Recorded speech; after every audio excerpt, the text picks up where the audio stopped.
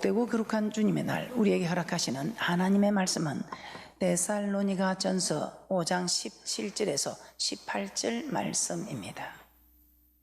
쉬지 말고 기도하라. 범사에 감사하라. 이는 그리스도 예수 안에서 너희를 향하신 하나님의 뜻이니라. 오늘 기도는 하나님의 뜻이다. 지난 시간에 이어 두 번째 시간으로 기도는 하나님의 뜻임을 살펴보도록 하겠습니다. 우리는 지난 시간에 기도가 하나님의 뜻임을 알고 말씀을 받았습니다. 그러면 하나님의 뜻인 이 기도를 우리가 하기 위해서 기도에 대한 교훈을 한번 살펴보고자 합니다. 오늘은 기도의 육하원칙 5째, 어떻게 기도해야 할까요? 어떻게 기도해야 할까요? 저는 사도행전 2장 4절의 말씀을 따라 성령이 말하게 하심을 따라 기도하라, 이렇게 말씀을 드립니다. 성령이 말하게 하심을 따라 기도하라. 나는 마땅히 빌바를 알지 못한데 성령이 말할 수 없는 단식으로 나를 위하여 친히 간구하는, 나는 무엇을 기도해야 될지 알지 못하는 이 연약함을 우리 하나님이, 성령 하나님이 우리를 위해서 간구해 주는데, 모든 것이 아버지의 뜻대로 이루어지도록, 모든 것이 합력하여 선을 이루가도록 아버지의 뜻대로 되기를 기도하는 이 성령의 말하게 하심을 따라하는 기도, 성령이 말할 수 없는 단식으로 나를 위하여 친히 간구하는 이 기도를 하라고 말씀을 드립니다. 그리고 또한 성경은 어떻게 기도하랍니까? 부르짖어 기도하라. 부르짖으라. 물론 묵상 중에도 하나님 만나 주시지만 여러분이 부르짖을 때에 우리 하나님께서 응답하신다고 말씀하고 있습니다. 또한 손을 들고 강하게 기도하라. 엄밀한 중에 보시는 하나님께 또한 엄밀한 기도를 하라. 오늘 저는 여러분이 너무나 잘 알고 있는 이런 기도보다는 이제는 어떻게 기도해야 되는가, 여러분이 응답받을 때까지 기도하는 이런 분들이 되시기를 주님의 이름으로 부탁을 드리며 축복합니다. 응답받을 때까지 기도하자고 여러분들에게 말씀을 드립니다. 응답받을 때까지. 어떤 사람들은 우리 하나님이 어떤 하나님이야, 우리 하나님 대단한 하나님이야, 우리가 한 번만 기도해도 우리 하나님은 다 알아들으신다. 그런데 맨날 한 기도를 또 하고 토시 하나 틀리지 않고 거기에 또 하고 하는 거, 그 무식한 일이다. 우리 하나님이 기가 둔하냐? 한 번 기도했으면 됐지 매일 똑같은 기도를 그렇게 해야 되느냐? 그렇게 말하는 사람도 있습니다. 오히려 이렇게 한 기도를 또 하고 하는 것은 하나님의 능력을 믿지 못하는 행동이라고. 한 번만 기도해도 우리 하나님, 우리 마음의 묵상을 다 하시는 하나님께서 한 번 구한 것은 다시 구할 필요가 없다고, 이런 말을 하는 기도에, 그런 소리에 귀를 기울이지 마시고, 우리 하나님께서는 한 번만 기도하는 것이 아니고 응답 받을 때까지 기도해야 한다는 것을 말씀을 통해서 말씀하고 계십니다. 그 말씀을 한번 찾아보도록 하겠습니다. 누가복음 18장에 불의한 재판관과 가부의 비유에서처럼 우리 하나님께서는 가부처럼 기도해야 한다고 말씀하고 있습니다. 오늘 이 말씀을 통해서 우리에게 교훈하고 있는 말씀은 낭망치 말고 기도해야 함을 교훈하고 있습니다. 여러분이 기도할 때 혹시 낭망하는 일이 있습니까? 어떤 도시에 하나님도 두려워하지 아니하고 사람을 무시하는 한 재판관이 있었습니다. 하나님도 두려워하지 아니하고 사람을 무시하는 재판관. 그런데 그 도시에 사는 한 가부가 이 재판관을 찾아갑니다. 이 재판관을 찾아가서 자기의 원한을 풀어달라며 불의한 재판관에게 간청을 합니다. 그러나 이 불의한 재판관이 어떤 사람입니까? 하나님도 두려워하지 않고 사람을 무시하는 이 재판관이 그 가부의, 힘도 없는 그 가부의 간청을 들어줄 리가 없습니다. 그러나 이 가부는 끈질기게 매일같이 찾아와서 원한을 풀어달라며 이 재판관을 번거롭게 합니다. 이때 재판관이 고민에 휩싸이기 시작합니다. 누가복음 18장 4절에서 5절 말씀입니다. 누가복음 18장 4절에서 5절입니다. 시작. 그가 얼마 동안 듣지 아니하다가 후에 속으로 생각하되 내가 하나님을 두려워 아니하고 사람을 무시하나 이 과부가 나를 번거롭게 하니 내가 그 원한을 풀어주리라.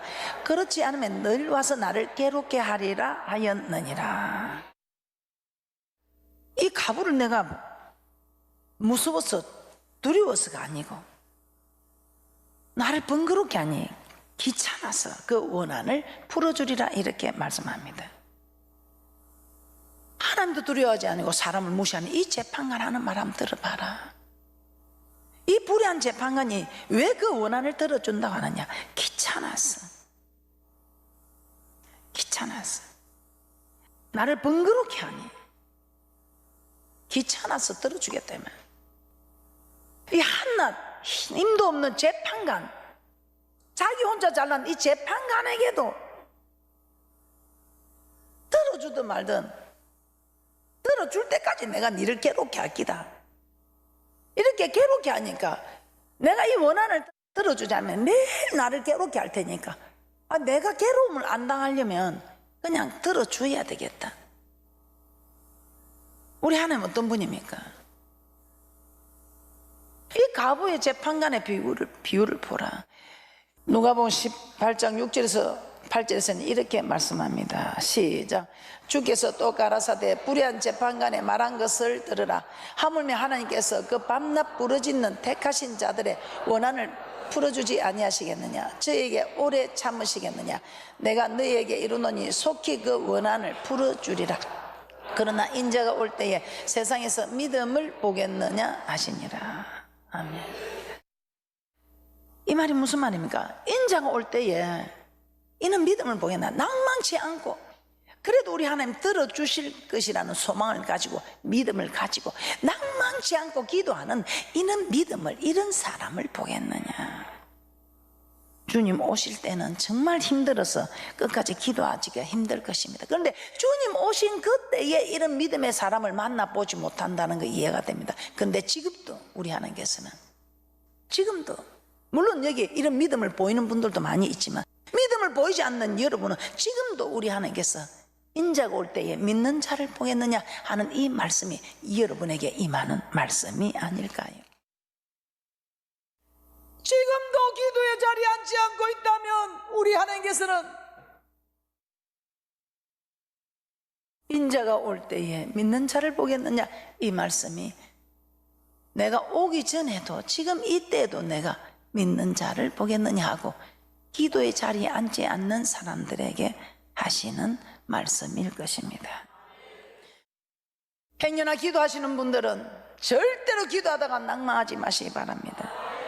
그러시면서 우리 하나님께서는 또한 기도의 교훈을 비유로 하십니다. 누가복음 11장입니다. 누가복음 11장 1절에 보면 제자들이 예수님께 자신들에게도 기도를 가르쳐 달라고 합니다. 오늘 우리 하나님께서는 떡 빌리러 간 친구의 비유에서 떡 빌려 간 친구처럼 기도해야 한다고 말씀하고 있습니다. 누가복음 11장 1절 합독합니다. 시작. 예수께서 한 곳에서 기도하시고 마치심에 제자 중 하나가 여짜오되 주여 요한이 자기 제자들에게 기도를 가르친 것과 같이 우리에게도 가르쳐 주옵소서. 제자들이 요한은 제자들에게 기도를 가르치는데 예수님도 우리에게 기도를 좀 가르쳐 주소서 하니까 주기도문을 말씀하시면서 이런 비유를 말씀하십니다. 어느 날 밤 여행하던 친구가 밤중에 집을 찾아왔습니다. 그런데 집에 먹을 것이 하나도 없습니다. 친구가 집을 찾아왔는데 먹을 것이 없어서 친구 집을 찾아가서 문을 두드리기 시작합니다. 아 친구야, 내 친구가 밤중에 나를 찾아왔는데 대접할 게 하나도 없다. 먹을 것이 없다. 좀 이 먹을 것을 좀 주면 되지 않겠니? 떡 3덩이만 빌려다. 많이도 말고 떡 3덩이만 빌려주면 좋겠다. 그때 이 친구가 뭐라 합니까? 친구야 나를 괴롭게 하지 마라. 나는 이미 침소에 문은 이미 닫혔고 내 아이들도 침수에 이미 누웠다. 그러니 내가 일어나 내게 줄 수가 없다. 문을 닫기 전에 나와 우리 아이들이 침수에 눕기 전에 와서 부탁하면 들어주겠지만 이미 문이 닫혔다.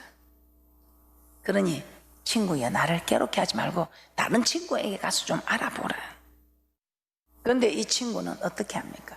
그 말에 물러서는 것이 아니고 계속 기도합니다. 그때 이 친구가 뭐라고 합니까? 문은 이미 닫혔고 나와 내 자녀들은 침수에 누웠지만 네가 강정함으로 한 번, 두 번 두드리는 게 아니고 시끄럽도록까지 두드림으로 강정함으로 내가 떡 3덩이를 빌려주겠다고 말하는 것입니다.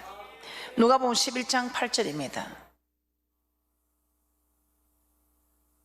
누가복음 11장 8절 합독합니다. 시작. 내가 너에게 말하노니 비록 벗됨을 인하여서는 일어나 주지 아니할지라도 그 강청함을 인하여 일어나 소용대로 주리라. 기도를 가르쳐 달라는 제자들에게 오늘 이 비유를 말씀하신 이유는 무엇일까요? 한두 번 기도해보고 응답이 없다고 낭망하지 말고 응답 받을 때까지 강청하고 구하고 또 두드리고 구하고 구하라는 것입니다. 여러분은 어떻습니까? 이런 기도에 대한 교훈, 우리가 너무나 잘 알고 있는 구약의 사건도 한번 살펴보도록 하겠습니다. 열왕기상 18장에 나오는 엘리야의 기도를 한번 살펴보도록 하겠습니다. 엘리야의 기도에서 엘리야처럼 우리는 기도해야 합니다.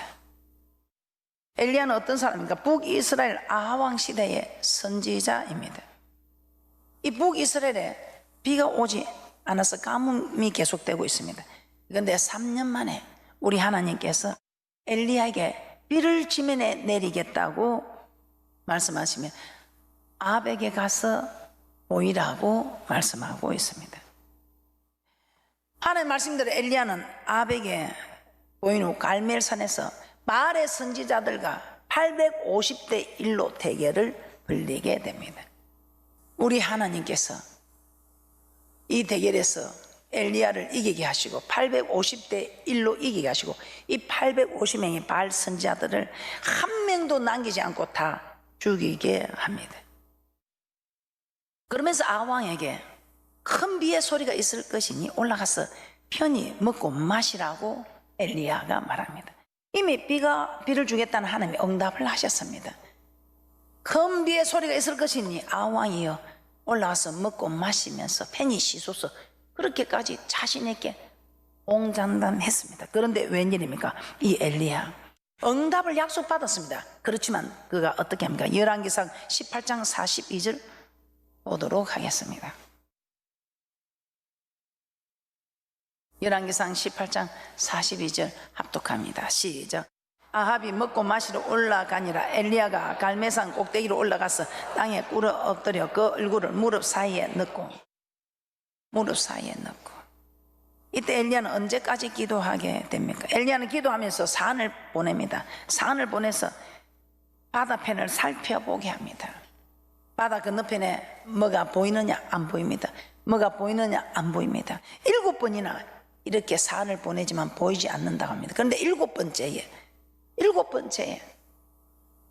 바다에서 바다에 사람의 손만한 구름이 일어나는 것을 말씀드립니다. 이때 엘리야가 이 말을 듣고 아왕에게 마차를 갖추어서 달리도록 권합니다. 열왕기상 18장 43절에서 44절 말씀 합독합니다. 시작.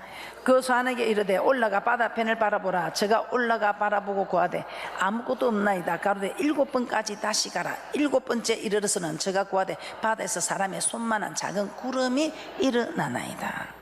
하나님의 말씀을 들었지만 그 말씀이 그대로 이루어지도록 기도한 말씀입니다. 이미 응답을 하나님께로부터 받았습니다. 그럼에도 이 엘리야 어떻게 합니까? 무릎 사이에 얼굴을 묻고 쫙 비를 달라고 기도합니다. 이 엘리야 엘리야가 지금 간절히 구하는 것은 지면에 비를 내리는 이 비 소리지 다른 거 기도했겠습니까? 비 달라고 비 달라고 이 기도만 간절히 하면서 그 산을 바다에 뭔 징조가 일어나는지 7번을 보내게 됩니다.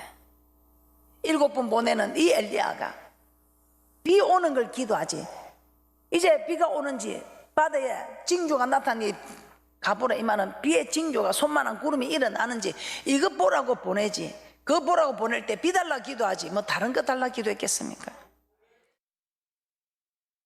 이미 여러분도 응답을 받았을 것입니다. 이미 여러분도 응답을 받았는데 그 응답이 이루어지기까지 기도해야 되는데 응답이 이루어지기까지 기도하지 못하고 내일 응답할 것인데 오늘 그냥 지치고 마는 그런 일들은 없으십니까? 또한 하나님께서는 우리에게 기도할 때에 구약의 또 한 사람 기도의 사람을 통해서 우리에게 기도의 교훈을 하시고자 합니다. 다니엘의 기도입니다. 다니엘서 10장에 기록된 다니엘의 기도에서처럼 다니엘처럼 기도해야 한다고 말씀하고 있습니다. 이 다니엘은 어떤 사람입니까? 생명보다 기도를 더 중히 여기는 사람입니다. 이 성전에 가지는 못할 신세가 되었지만 이 예루살렘 성전을 하루에 3번씩 손을 들고 하루에 3번씩 손을 들고 기도하는 이 다니엘, 여전히 사자굴에 던져지는 모습이 될 걸 알면서도 여전히 창을 열고 하루에 3번씩 손을 들어 기도하는 다니엘입니다. 이 다니엘이 어느 날 한 이상을 보게 됩니다. 다니엘은 그 이상을 깨닫게 하기 위해 음식도 먹지 않고 겸비한 모습으로 하나님께 기도하기 시작합니다. 이 이상을 깨닫기 위해. 그런데 기도한 지 얼마 만에 응답을 받게 됩니까? 21일 만에 응답을 받게 됩니다. 그래서 다니엘 기도하면 21일을 기도한대. 이 다니엘의 21일 이 말은 응답 받을 때까지 기도하는 것이 다니엘의 기도입니다. 그런데 21일 만에 응답을 받는데 오늘 말씀을 보면 놀라운 일이 있습니다. 하나님께서는 다니엘이 이 사실을 깨달고 손을 들어 기도하는 첫날에 이미 그 기도를 들으시고 응답을 하셨습니다. 그런데 그 다니엘의 기도가 왜 21일 만에 내려왔을까? 왜 첫날에 하나님 응답을 했는데 왜 21일 만에 나타났는가? 다니엘 10장 12절 14절 합독합니다. 시작. 그가 내게 이르되 다니엘아 두려워하지 말라. 내가 깨달으려 하여 내 하나님 앞에 스스로 겸비케 하기로 결심하던 첫날부터 내 말이 들으신 바 되었으므로 내가 내 말로 인하여 왔느니라. 그런데 바사국군이 21일 동안 나를 막았으므로 내가 거기 바사국 왕들과 함께 머물러 있더니 군장 중 하나 미가엘이 와서 나를 도와주므로 이제 내가 말이래 내 백성에 당할 일을 내게 깨닫게 하러 왔노라. 다니엘이 기도하는데 첫날 우리 하나님 이미 응답을 하셨습니다. 그런데 누가 막았다 합니까? 바사국이에요. 이 바사국에서 응답이 내려가지 못하도록 막고 있었다는 것입니다. 첫날에 이미 응답을 다 했습니다. 그런데 바사국에서 이 응답을 가로막고 있었어. 이 바사국 흑암의 권세들, 이 기도의 응답을 방해하는 이 흑암의 권세들이 막고 있었어. 이 막고 있는 세력을 깨뜨리고 내려온 일이 21일 만에 왔다는 것입니다. 오늘 이 21일 만에 내려온 이 기도,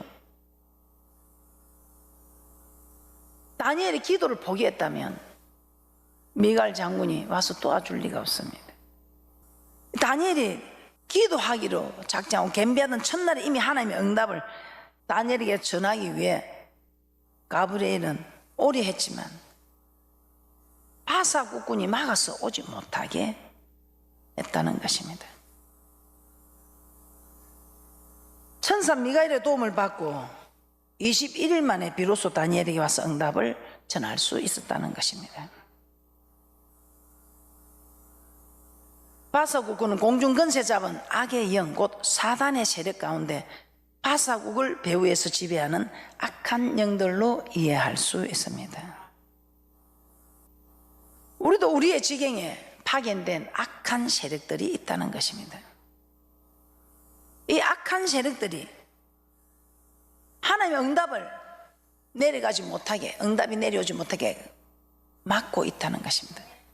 그런데 우리가 오늘 기도의 교훈에서 배운 것처럼 낭망하고 돌아선다면 첫날 받은 그 응답이 내려오다가 중간에서 그냥 머물고 말 것입니다. 그런데 이 다니엘이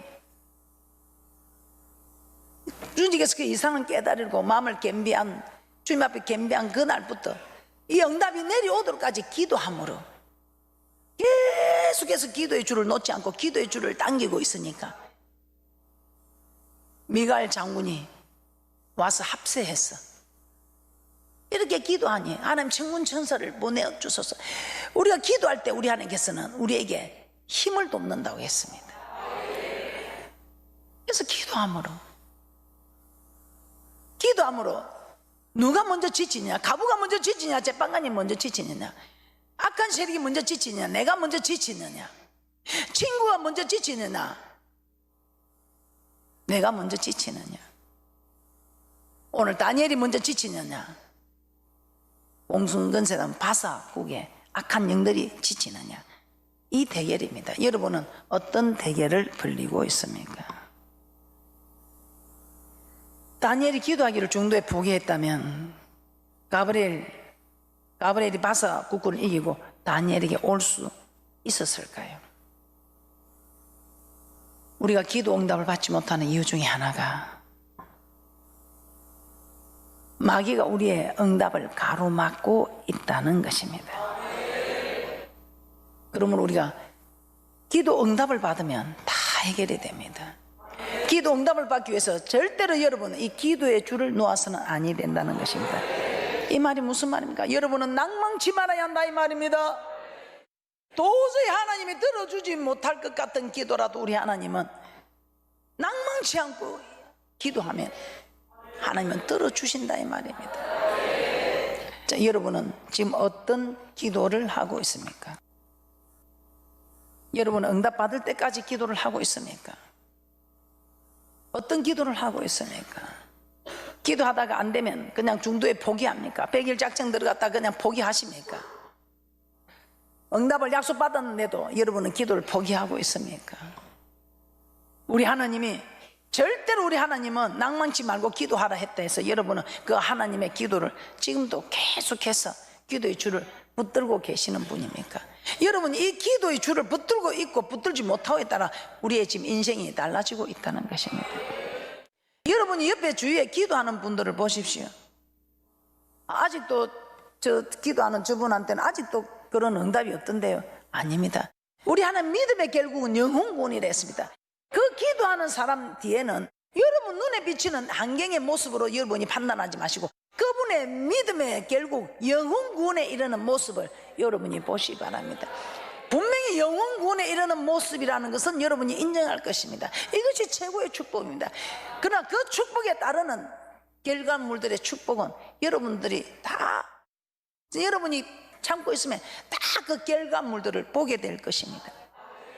이런 결과물들이 없으면 우리가 기도하겠습니까? 이런 결과물들이 없으면 기도하겠느냐고요.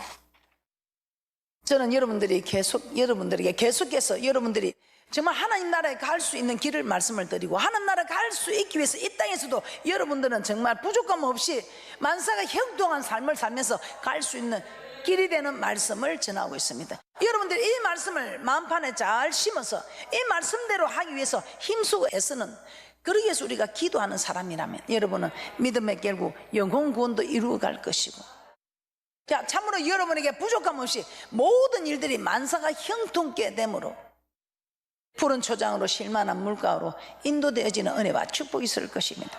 여러분 눈에 보이는 것이 다가 아니라는 것을 명심하시기 바랍니다. 여러분 눈에 보이는 것이 다가 아닙니다. 어떤 일이 있어도 절대로 여러분들은 기도하시다가 포기하지 마시고 응답할 때까지 기도의 줄을 붙잡고 기도하는 그런 귀한 분들이 되시기를 주님의 이름으로 축복합니다.